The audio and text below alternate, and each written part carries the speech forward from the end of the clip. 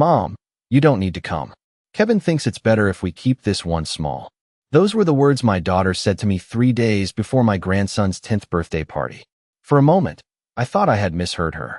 I was standing in my kitchen in Atlanta, holding a package of blue wrapping paper I had just bought from the store. The afternoon sunlight spilled across the counter, warming the oak surface where I had spent years baking birthday cakes, packing school lunches, and helping raise the very girl who was now speaking to me in that careful, distant voice. "Oh," I said quietly, "if that's what you all want." Emily hesitated for half a second, long enough for me to hear voices in the background, long enough to hear Kevin laugh at something. Then she cleared her throat and said she would call me later. The line went dead before I could answer. I stood there for a long time looking at my phone. The kitchen suddenly felt larger than it had a few minutes earlier. Larger and emptier. The wrapping paper slipped from my hand and rolled across the floor until it bumped against a chair leg. I bent down, picked it up, and placed it neatly on the table. Then I folded the gift bag I had bought for my grandson and set it beside it. Just like that. No argument. No questions. No tears. At 69, I had learned that some answers arrive without needing an explanation.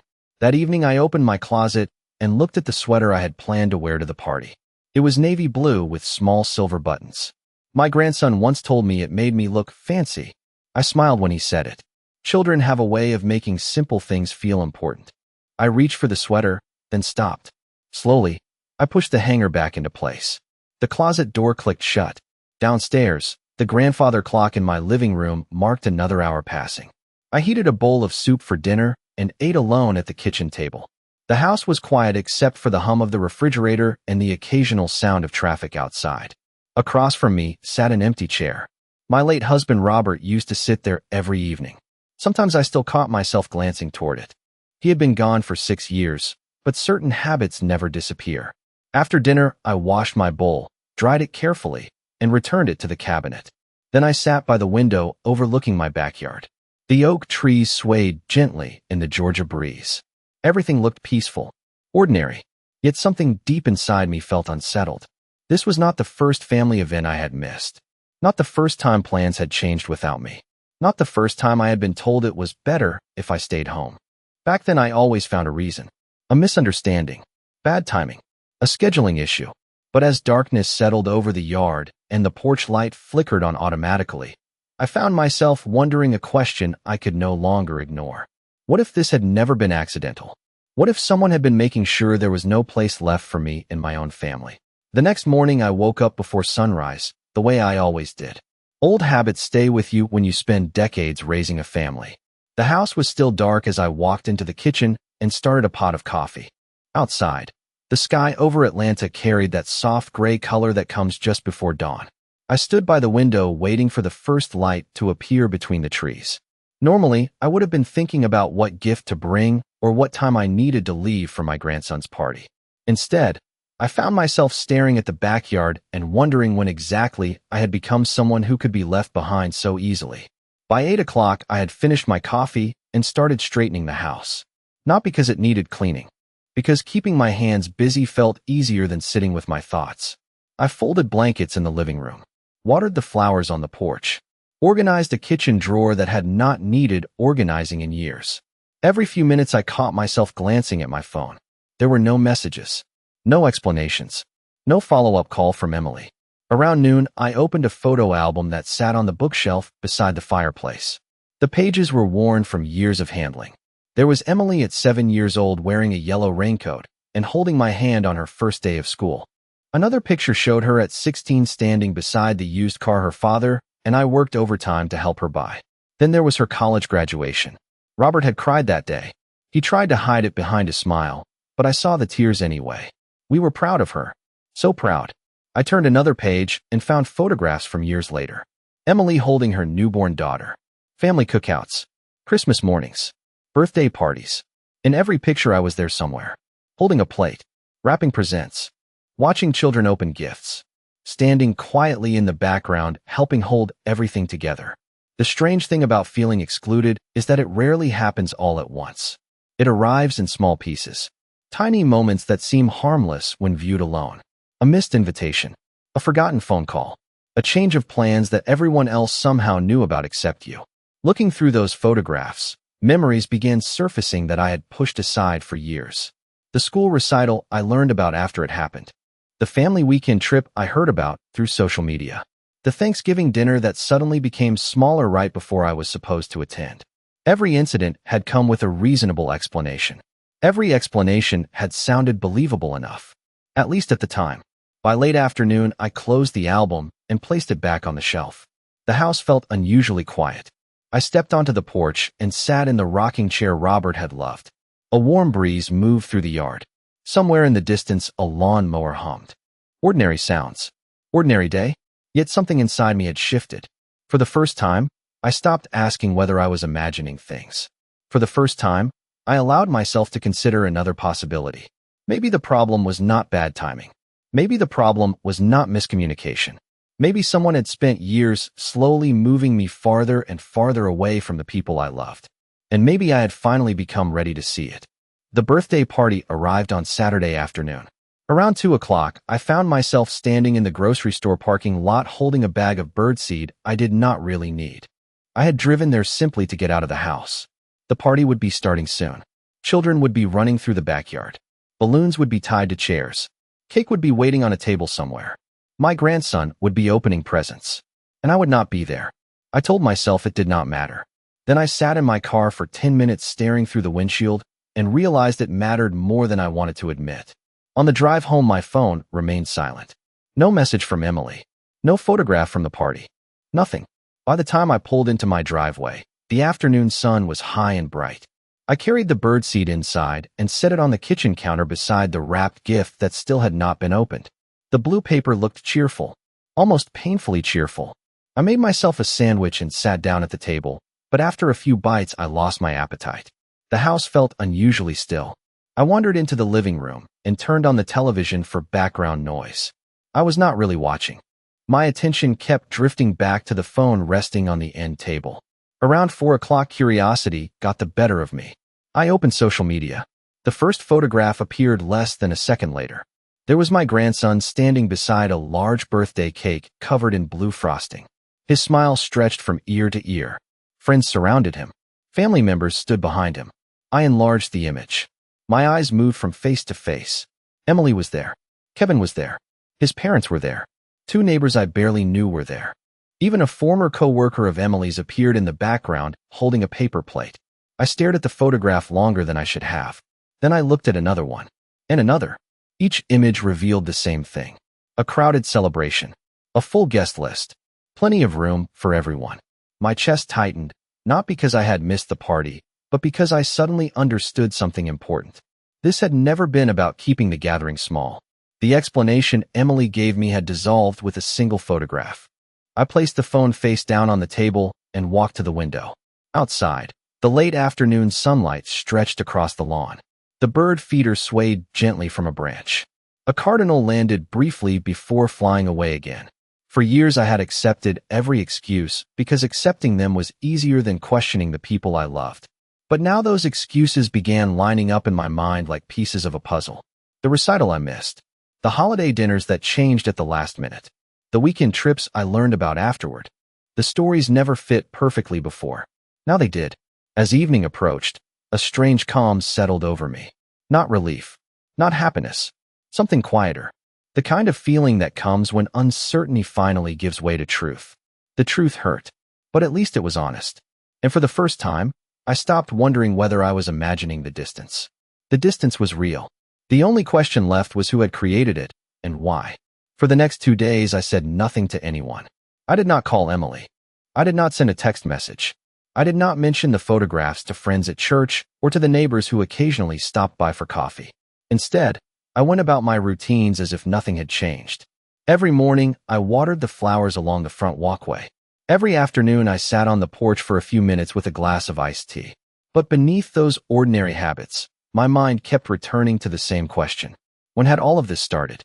The answer came to me unexpectedly on Wednesday while I was cleaning out an old desk drawer in my study. I found a stack of birthday cards Emily had given me over the years. The earliest ones were filled with long handwritten messages. She wrote about family memories, about how much she appreciated my help, about how grateful she was that I was always there. Then I noticed something strange. The cards became shorter as the years passed. A paragraph became 3 sentences. 3 sentences became 1 line. Eventually, they contained little more than a signature. I sat at my desk turning the cards over one by one. It was like watching a relationship slowly fade in reverse. That evening, another memory surfaced. 5 years earlier, Emily had invited me to attend one of my granddaughter's school performances. I had marked the date on my calendar weeks in advance. The night before the event, Emily called and told me the schedule had changed. She said the school had limited seating and parents were receiving priority. I remember being disappointed, but I understood. At least I thought I did. A month later, I saw photographs from that same performance. Several family friends had attended. So had Kevin's cousin who lived nearly 2 hours away. At the time, I brushed it aside. Now it felt different. Then I remembered Thanksgiving 3 years ago. Kevin had explained that they wanted a quiet holiday with just the immediate household because everyone felt exhausted from work. 2 days later, social media showed a dining room packed with guests, neighbors, friends, extended relatives. Once again, I had been the only person missing. One memory after another began lining up in my mind. None of them seemed dramatic by themselves. That was what made them so effective. There had never been a major argument. No explosive confrontation. No obvious rejection. Just a long series of small exclusions that were easy to dismiss individually and impossible to ignore together. Late that night, I sat in Robert's old recliner, holding a framed photograph of our family taken nearly a decade earlier. Everyone looked happy. Emily stood beside me with her arm around my shoulder. Kevin smiled at the camera. The children were still young enough to hold our hands when they crossed the street. I studied Kevin's face for a long time. Then another realization settled over me. The distance had not started when Emily became busy. It had not started when the children grew older. It had started shortly after Kevin entered the family. I placed the photograph back on the shelf and leaned back in the chair. For years, I had assumed life was simply pulling us in different directions. Now I was beginning to wonder whether someone had been quietly steering those directions all along. The following Friday morning, I drove to the church fellowship hall to help prepare for a community luncheon. It was something I had done for years. The familiar scent of coffee and fresh pastries greeted me as I walked inside. Volunteers moved between folding tables, arranging decorations, and setting out trays of food. For the first hour, I focused on simple tasks, grateful for the distraction. Then, while placing napkins on a table near the window, I heard someone call my name. It was Diane Foster, a longtime friend who had known Emily since she was a teenager. Diane and I had attended the same church for more than 20 years. She hugged me warmly and asked how I was doing. I smiled and gave the usual answer. Fine. Everyone says they are fine when they do not feel like explaining the truth. Diane studied my face for a moment. There was a hesitation in her expression that caught my attention. Then she asked a question that made my stomach tighten. How was the birthday party last weekend? She said. I looked down at the stack of napkins in my hands. I was not there. I replied quietly. Emily said they were keeping it small. Diane blinked. The surprise on her face appeared instantly. She opened her mouth, stopped herself, then looked away toward the window. That reaction told me more than any words could have. For a few seconds, neither of us spoke. Finally, she sighed. Margaret, I thought you chose not to go. I felt something shift inside me. Not shock anymore. Confirmation. Diane quickly explained that she had attended part of the celebration because her husband had been helping Kevin with a home project. She assumed I had other plans. Everyone there seemed to believe the same thing. Nobody mentioned a disagreement. Nobody suggested I had been excluded. They simply assumed I had decided not to come. I thanked her for telling me and changed the subject before she could apologize. The rest of the afternoon passed in a blur. I smiled when appropriate, carried serving trays, poured coffee, but my thoughts remained fixed on what Diane had revealed. Somebody had not only removed me from the event, somebody had carefully shaped a story to make my absence appear voluntary. When I returned home later that evening, I sat at the kitchen table with a cup of tea and replayed the conversation in my mind. One detail refused to leave me alone. If everyone believed I had chosen not to attend, then someone had made sure they believed it. That required planning. It required intention.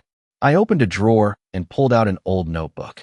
For the first time, I began writing down memories, dates, events, conversations, small details I had ignored for years. As the list grew longer, a pattern emerged that was impossible to miss. The same explanations. The same misunderstandings. The same outcome every time. I was absent. Others were present. And somehow no one ever seemed to question why. By the time midnight approached, several pages were filled. I closed the notebook and rested my hand on the cover. The loneliness I had felt all week was still there, but something else had joined it. Clarity. For years I had been looking at individual moments. Now I was beginning to see the entire picture. The notebook stayed on my kitchen table for the next several days. Every time I passed by, I added another detail, another date, another memory that suddenly looked different now that I was seeing the pattern. What surprised me most was not how much had happened. It was how easily I had explained it away at the time. On Monday afternoon, I drove across town to meet an old friend for lunch. Carol and I had known each other since our children were in elementary school. We met at a small cafe near Piedmont Park, the kind of place where nobody rushed you away from the table. We spent the first half hour talking about ordinary things. Grandchildren, gardening, church events. Then she asked how Emily and her family were doing. I hesitated. Not because I wanted to hide the truth, because I was still learning how to say it out loud. I told her about the birthday party, the photographs, the conversation with Diane. Carol listened quietly. When I finished speaking, she stirred her iced tea and looked at me carefully. "Margaret," she said, "can I tell you something that has bothered me for years?" My stomach tightened. I nodded. She explained that several times when church members organized family events, she had invited Emily and Kevin. More than once she had suggested including me. According to Carol, Kevin always seemed to have an answer ready. He would smile politely and say I was busy, or that I preferred staying home, or that I had already made other plans. None of those things had ever reached my ears. I sat perfectly still as she spoke. Carol was not gossiping. She was simply sharing observations she had never thought were important until now. Then she mentioned something else. During one fundraiser 2 years earlier, Kevin joked that older family members sometimes had trouble letting younger generations live their own lives. Everyone laughed politely. Carol said the comment felt directed at someone, though no names were mentioned. As soon as she repeated the words, I knew exactly who that someone had been. The drive home felt longer than usual. Traffic moved slowly through the afternoon heat. I barely noticed. My thoughts remained fixed on the same realization. This was never about occasional misunderstandings. It was about perception. Over time, a picture had been painted for people around us. A picture of a mother who was overly involved. A grandmother who preferred distance. A woman choosing separation when the truth was exactly the opposite. That evening I sat on my porch and watched the sun disappear behind the trees. For years I had worked harder and harder to stay connected, believing effort alone could solve the problem. More phone calls, more invitations, more attempts to bridge the growing gap. Suddenly, I understood something painful. Every step I took forward had been quietly matched by someone else's step backward. The distance had not grown on its own. It had been encouraged. Carefully, gradually, patiently. And for the first time, I stopped asking what I had done wrong. Instead, I began asking a very different question. What did Kevin gain by making sure I stayed on the outside looking in? That question stayed with me for days. What exactly did Kevin gain from creating distance between me and the rest of the family? The answer did not arrive all at once. It revealed itself in small pieces, just as the exclusions had. The following week, I received a phone call from my bank regarding a routine review appointment. I had been a customer there for nearly 30 years.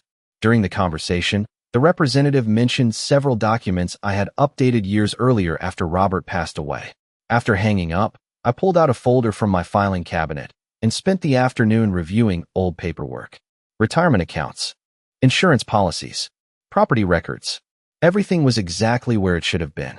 Yet as I looked through the documents, I remembered several conversations Kevin had started over the years. At the time, they seemed harmless. Casual questions about estate planning. Comments about how complicated finances become as people grow older. Suggestions that families should simplify things whenever possible. None of it sounded suspicious back then. In fact, I appreciated what appeared to be concern. Now I viewed those conversations differently. They all shared one common theme. Control. Not support. Not guidance. Control. I thought back to a family dinner nearly 3 years earlier. Kevin had asked whether I had considered downsizing my home. He explained that maintaining a property alone could become overwhelming. Emily agreed immediately. I remember smiling and telling them I enjoyed my home exactly as it was. The subject disappeared quickly. At least I thought it had. Looking back, similar conversations appeared again and again. Questions about my plans. Questions about my finances. Questions about what would happen someday. Never rude. Never direct. Just persistent. That realization led to another uncomfortable truth. The more isolated I became, the easier it would be for other people to define who I was. If friends believed I preferred staying home, they would stop inviting me. If relatives believed I was distant, they would stop reaching out. If Emily believed I wanted less involvement, she would eventually stop expecting me to be present. Little by little, a new version of me had been created without my knowledge. A version that existed only in other people's minds. One evening I sat at my kitchen table and opened the notebook again. This time I wrote something different across the top of a blank page. Not dates. Not events. A simple question. Who benefits? Then I listed every major exclusion I could remember. Beside each one, I wrote the result. Less contact with the grandchildren. Less influence in family decisions. Less visibility during important moments. Less connection overall. By the time I finished, the answer was staring back at me from the page. This was never about individual events. It was about reducing my place in the family until my absence felt normal. I closed the notebook and rested my hands on the cover. Surprisingly, I did not feel angry. Anger requires energy. What I felt was clarity. For years I had chased invitations, explanations, and understanding. Suddenly I realized I was chasing something that should never have required pursuit in the first place. Family. And that night, for the first time, I made a quiet decision. I was going to stop proving my worth to people who already knew it. Instead, I was going to focus on protecting my peace, my future, and the truth. The following Tuesday, I scheduled an appointment with the attorney who had helped Robert and me organize our affairs years earlier. His office sat in a quiet brick building on the north side of the city. Nothing about the visit felt dramatic. There were no confrontations, no emotional speeches. Just a calm conversation between two adults discussing the future. As I drove there, I realized how different I felt compared to a few weeks earlier. Back then I spent my energy trying to understand why people were pulling away from me. Now I was focused on something far more productive. Deciding what came next. The meeting lasted nearly 2 hours. We reviewed documents, beneficiary information, property records, and several plans Robert and I had created long ago. Most of them still reflected a family dynamic that no longer existed. That realization was painful, but it was also necessary. Life changes. Relationships change. Responsible planning must change as well. My attorney never asked intrusive questions. He simply listened while I explained that I wanted my decisions to reflect reality rather than old assumptions. By the time we finished, several updates had been drafted for review. Some resources would be directed toward educational opportunities for my grandchildren. Other arrangements would support charitable causes that had been important to Robert and me throughout our marriage. Everything was transparent. Everything was legal. Most importantly, everything reflected my values. When I left the office, I felt lighter than I had in months. Not because I was punishing anyone. I was not. I was finally taking responsibility for my own future instead of hoping other people would protect it for me. Over the next several weeks, I made additional changes in my daily life. I stopped initiating every phone call. I stopped sending messages simply to keep conversations alive. I stopped chasing responses that rarely came. At first, the silence felt strange. Then something unexpected happened. The silence became peaceful. I spent more time with friends from church. I joined a local book club. I volunteered twice a week at a community literacy program. My calendar gradually filled with activities that brought genuine joy. One afternoon, while organizing family photographs, I noticed that I no longer felt the same sharp ache when looking at old memories. The sadness remained, but it no longer controlled me. I was beginning to understand an important truth. Love and access are not the same thing. I could love my daughter deeply while refusing to spend the rest of my life begging for a place in her schedule. I could love my grandchildren while accepting that I could not force relationships to grow. Real connection must be offered freely. It cannot be negotiated. One evening, nearly a month after the birthday party, my phone buzzed with an incoming message from Emily. It was short, casual, as if nothing unusual had happened.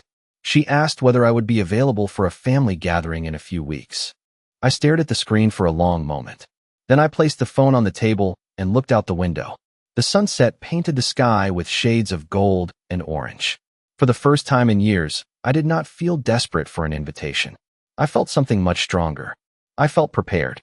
3 weeks later, I pulled into Emily's driveway for the family gathering she had mentioned in her message. The house looked exactly as I remembered. Children's bicycles rested near the garage.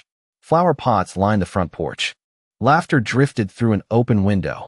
For a moment, I sat quietly behind the steering wheel before stepping out of the car. I was not nervous. I was not angry. I simply felt steady.